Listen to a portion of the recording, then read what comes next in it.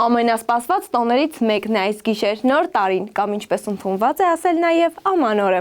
Գիտեք չէ, շատերն այդ գիշեր երազանքներ են պահում, միմյանցից խռոված զույգերը հաշտվում են, երեխաներն էլ, ինչու ոչ նաև մեծահասակներն անհամբերությամբ սպասում են իրենց նվերներին։ Հեթանոս հայերը նոր տարին նշել են նախ գարնանը, ամանոր, ապա աշնանը, նավասարդ, մինչև որ 18-րդ դարում հայերը նույնպես հունվարի 1-ն ընդունեցին որպես տարվա սկիզբ եւ ամանորի տոն։ Այն կոչվել է նաև կաղանդ, տարեմուտ, տարեգլուխ։ Խորհրդային տարիներին ամանորյա պատրաստությունները սկսվում էին դեռ 1, հնարավոր է նաև 2 ամիս առաջ։ Նոր տարին յուրահատուկ համ ուներ ԽՍՀՄ-ում, այն համախմբում էր ընտանիքներին, ստեղծելով ջերմ մթնոլորտ։ Չնայած սահմանափակ հնարավորություններին եւ դեֆիցիտին, ժամը գիշերվա 12-ին տոնն ապահովված էր։ Շամպայնի եւ խլապուշկայի ճայթյուն, զարդարված բնական եղևնի, նվերներ, հեռուստացույցով երկար սպասված տոնական հաղորդումներ, համերգներ եւ ֆիլմեր։ Այսօր էլ նույն եռանդով պատրաստվում են ամանորին, սպասելով հրաշքների։ Հաշված ժամերից մենք կդիմավորենք 2026 թվականը։ Թող եկող տարին լինի առատության, խաղաղության, վերարժևորման եւ երջանկության տարի։